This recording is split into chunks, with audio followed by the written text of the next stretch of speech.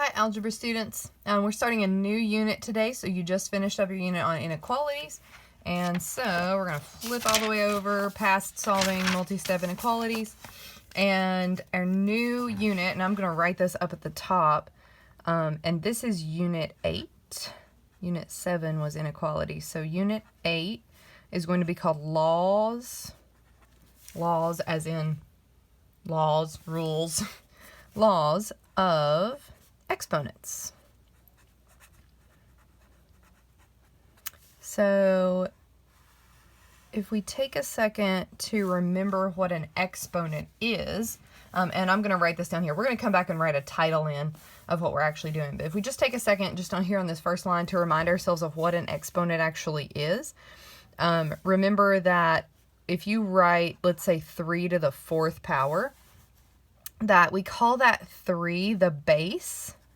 It's that large number that tells us what number to actually multiply. And then remember this teeny tiny number that flies up in the air is called the exponent, which is actually telling us how many times to multiply this number, right? So if I do 3 to the 4th power, that's really the base, 3 times 3 times 3 times 3. I write it this many times and repeatedly multiply it. And so we're going to extend this idea to variables. And so the first thing we're going to do today is just expansion of multiplication of exponents with variable bases. And so if I see something that looks like this, let's say x to the 3rd power times y to the 2nd. Notice they're right next to each other, so that means we are multiplying this exponent by this exponent.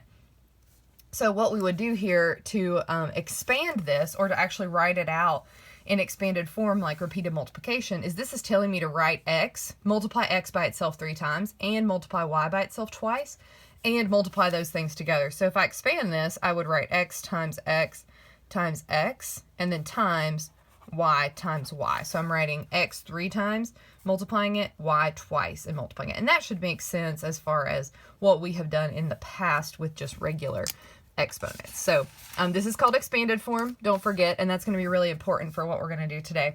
A couple of other things that you just need to remember about exponents that you may have forgotten. If you see a variable, and I'm just going to do this over here. If you see a variable, let's say, I'm going to draw a line here. Let's say m times p squared. If you see a variable that's by itself, remember that technically has an exponent of 1. So m times p squared, if I expand that out, would just be m times p times p. I would have to multiply p by itself twice.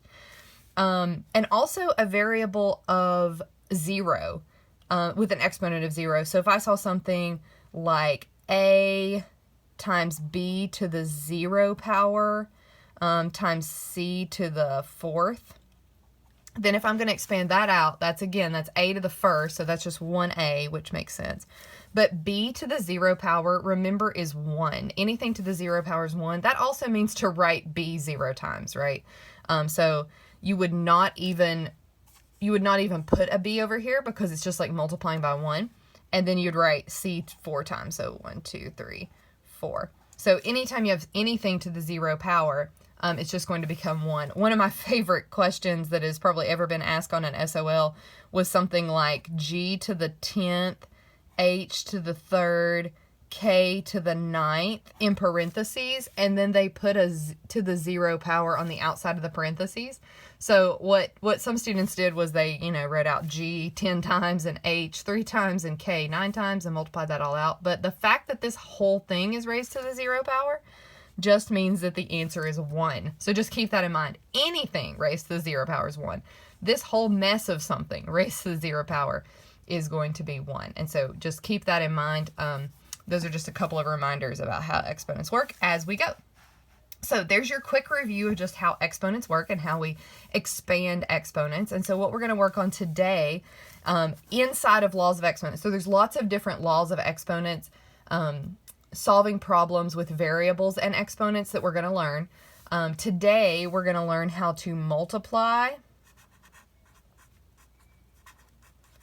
and divide. So I'm just going to put a slash divide with like bases. So remember, we're talking about exponents, but we're talking about when things have like bases. So we're going to look at when this big number or this big variable, the thing that's on the bottom, is going to be similar. And we're going to learn how to multiply and divide with that. So I'm going to draw a line across my notes here, and we're going to jump into multiplying and dividing with like bases. Just remember, this is just your little exponent review up here at the top. Put that in a box. This is just review. All right, so we're going to jump in to what it means to multiply and divide with like bases. Okay, so you're going to be asked to simplify. And actually, let's put multiplication on one side and division on the other. So go ahead and just cut the rest of your page down the center here. That'll help us. So on this side, we're going to multiply. And on this side, we're going to divide. There we go. Okay, so you're going to be asked to simplify, and it might look something like this. So you might have x to the 4th power times x to the 5th power. And you might be asked a couple of things. So you're asked to simplify it. The first thing we're going to look at is what would this look like in expanded form? So x to the 4th power means, right, x times x times x times x. And I'm not even going to put the dot. I mean, you can put the dots between them to remind yourself that it's multiplication, but you don't have to, because remember, no symbol also means multiplication. So that is x to the 4th power. Well, then times x to the 5th power would mean that I would add on 1, 2, 3, 4, 5 more x's, right? Because I'm multiplying x to the 4th, that's this little piece right here, times x to the 5th, which is this piece right here, but it's the same base. Unlike up here where we had x's and y's, here we just have a bunch of x's. And so what I can do is I can simplify this to just combine all of these together. Well, x times itself 4 times and x times itself 5 times is really just x times itself how many times? That's x to the 9th power. And so we can look at what does it mean to multiply two things that have like bases. It really just means to combine them together in multiplication. And what do you notice about the exponent? What you really did was you just added these together, right? You had 4, you had 5, now you have 9. And so when we multiply like bases, and I'm going to write this out as a rule. So here's the rule that we need to remember. And we'll kind of, I don't know, we'll put it in us cloud after this so we know it's important.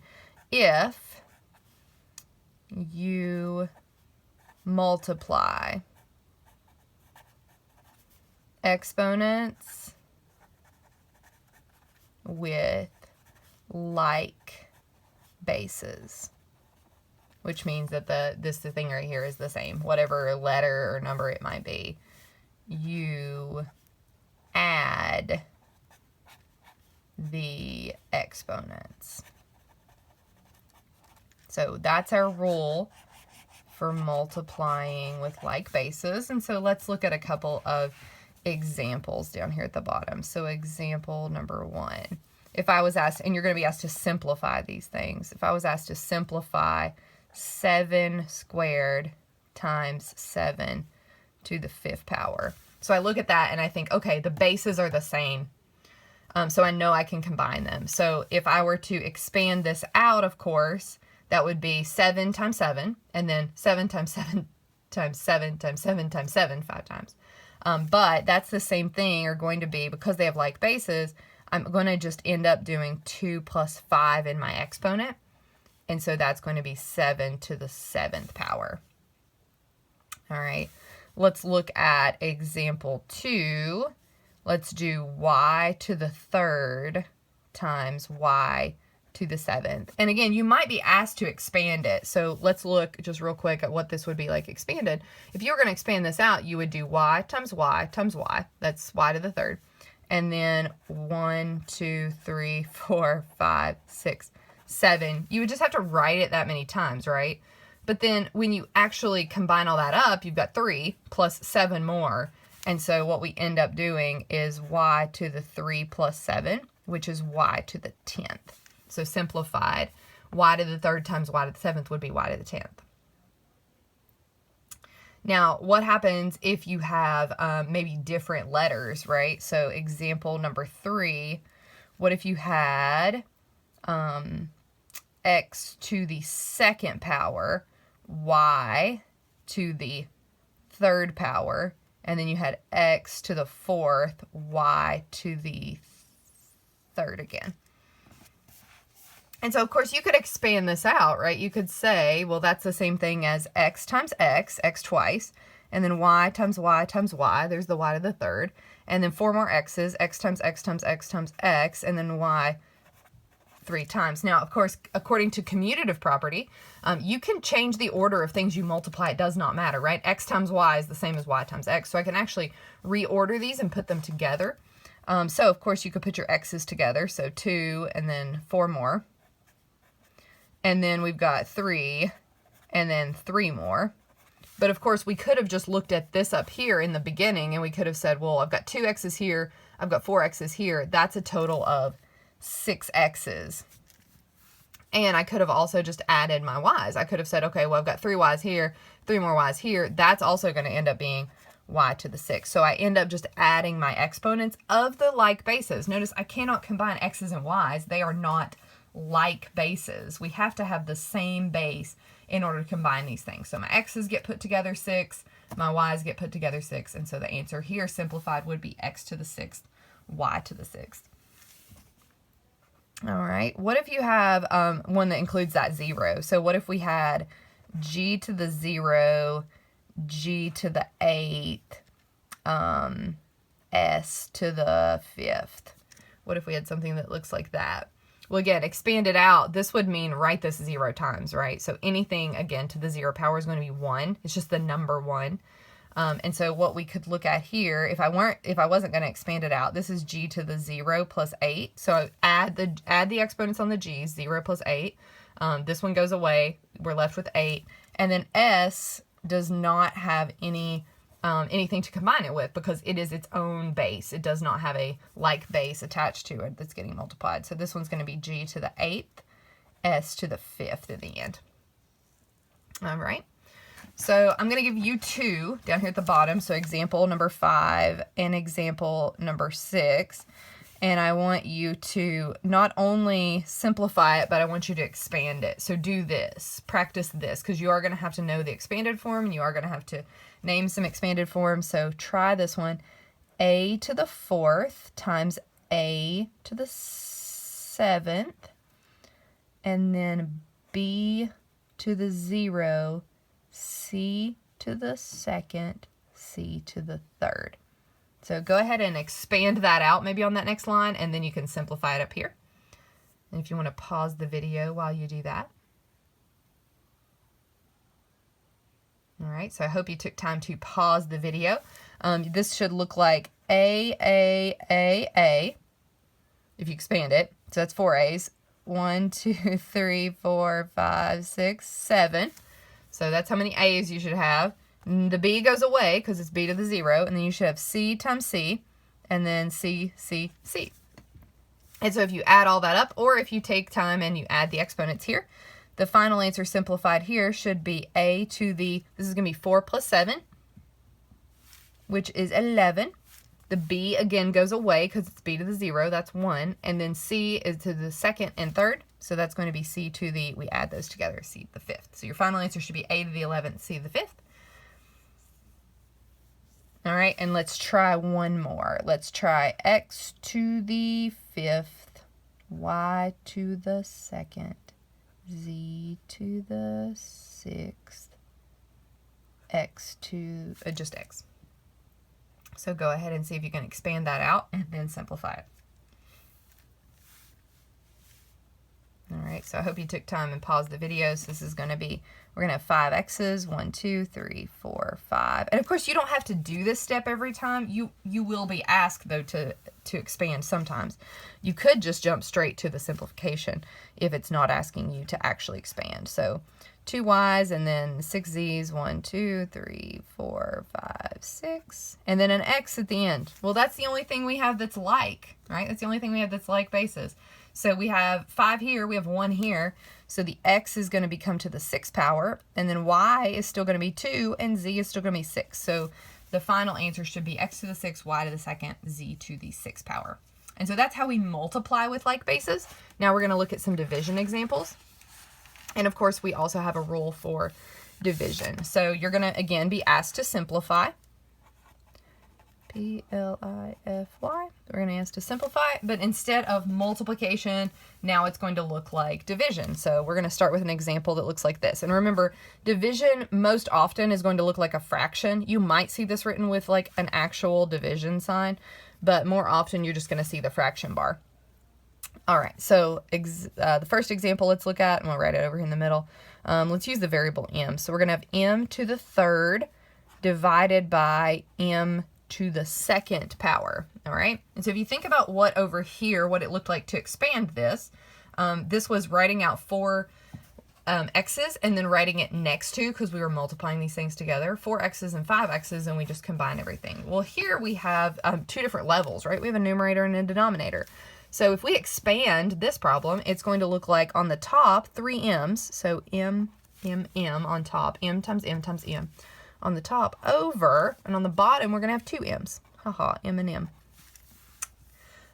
And so we have to look at, well, what would this mean? All right, now if you think about fractions just in general, if you have the fraction of, I don't know, 5 over 5, what does that actually equal?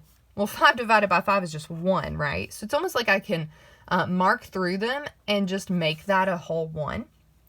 And so what I'm going to do here is I'm going to look for pairs of m divided by m. Well, whatever number m is, let's say m is 5. 5 divided by 5, this pair of m's here is just going to equal 1. So what I can do is I can just sort of mark through them and just to remind myself that that's actually a 1. So m divided by m is going to be 1. Well, then I have another m divided by m here. So that's also going to be a 1.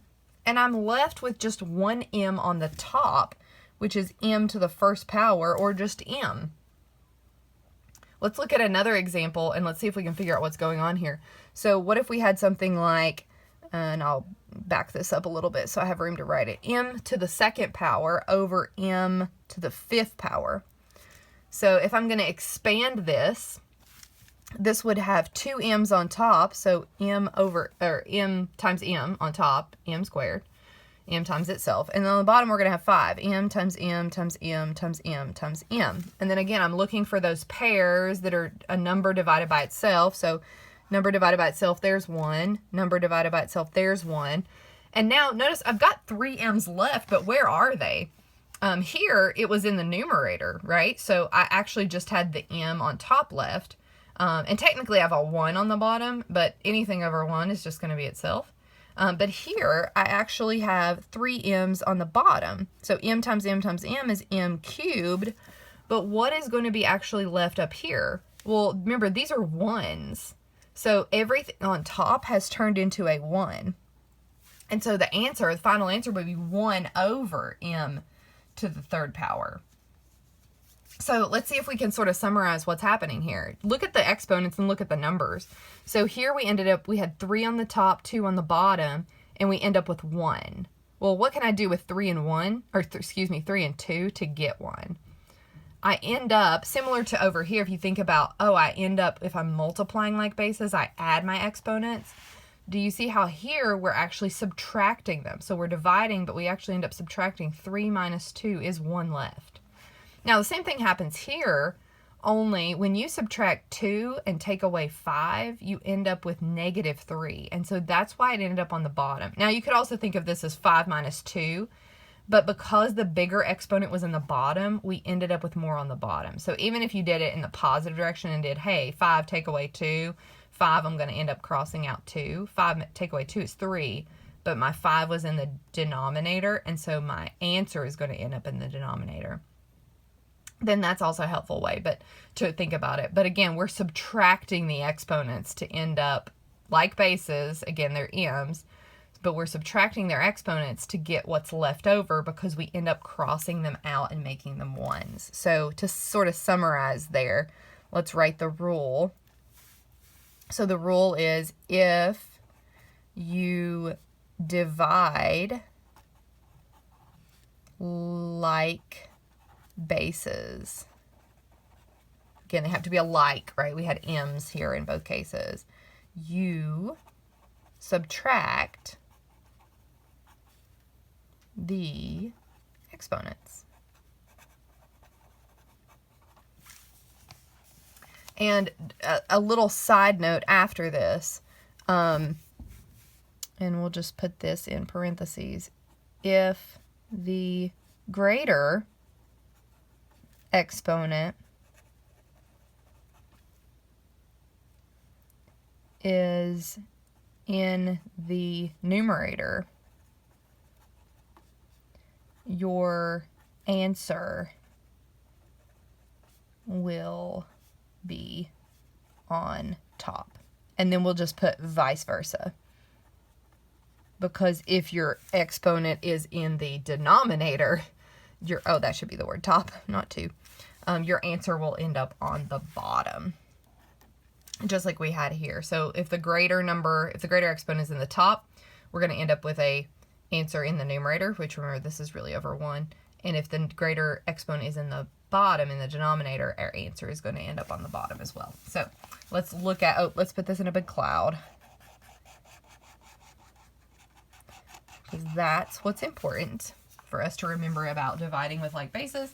And let's look at some examples to make sure we understand what's going on here. So example number 1, let's do it with numbers. So let's do 5 to the 6th power over 5 to the 2nd power. And so again, you're going to be asked to expand this. So we need to know what it looks like expanded. So 5 to the 6th power on top is going to be 5 times 5 times 5 times 5 times 5 times 5. 5 written out times itself 6 times. And then on the bottom, there's only 2. 5 times 5. Right? We mark out or make the pairs on the top and the bottom 1. So 5 divided by 5 is 1. 5 divided by 5 is 1. And we should have known from the beginning that our greater exponent was, of course, in the numerator.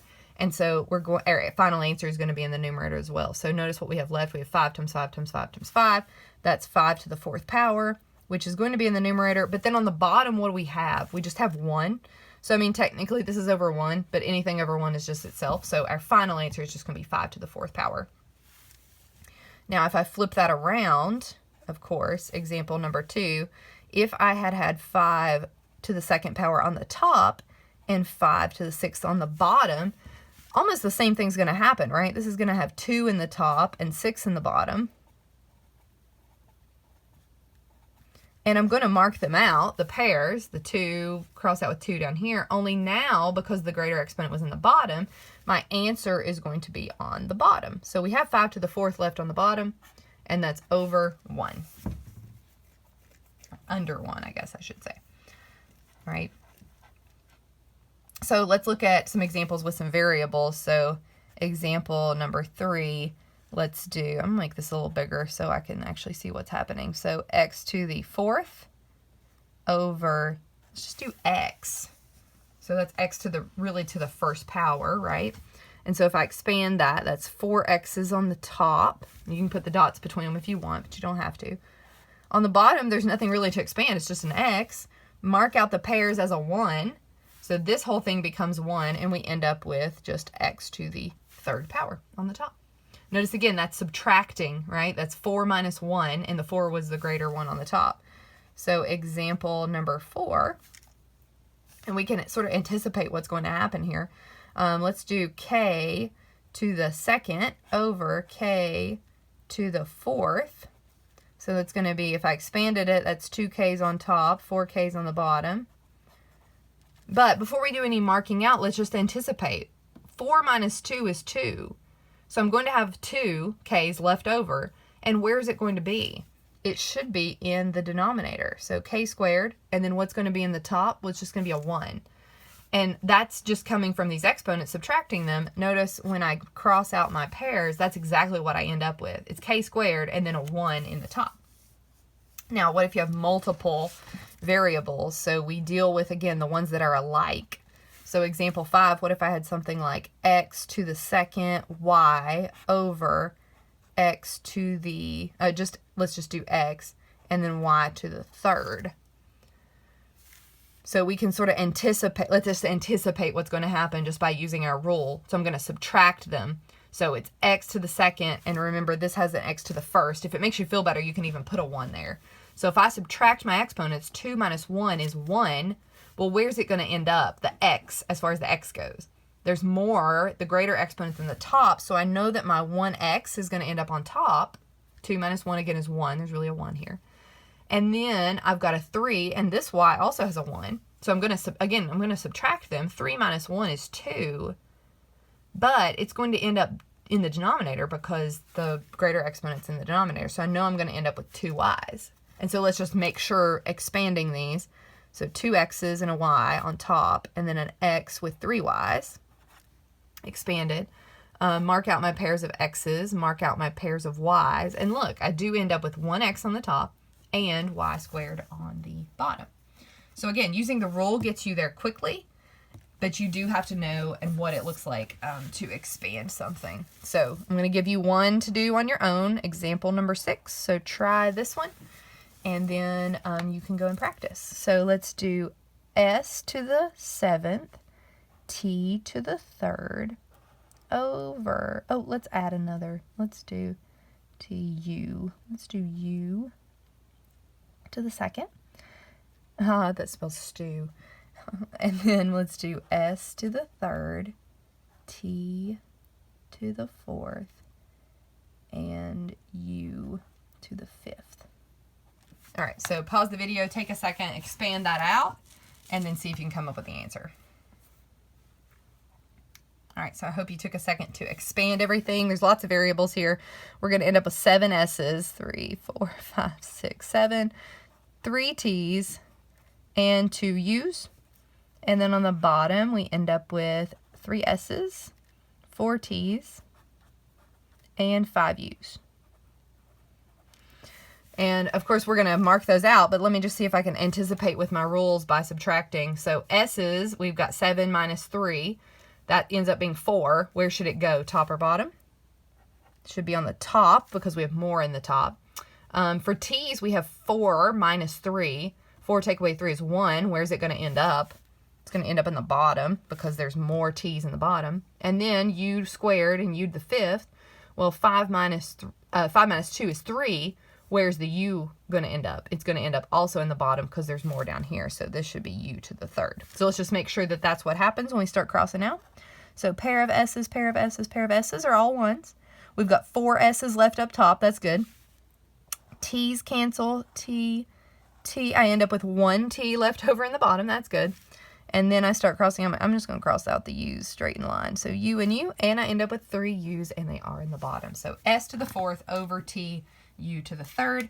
And that is how you multiply and divide with like bases. Make sure you keep these rules in front of you about adding the exponents if you're multiplying. And if you're dividing, you're going to subtract the exponents. And good luck practicing.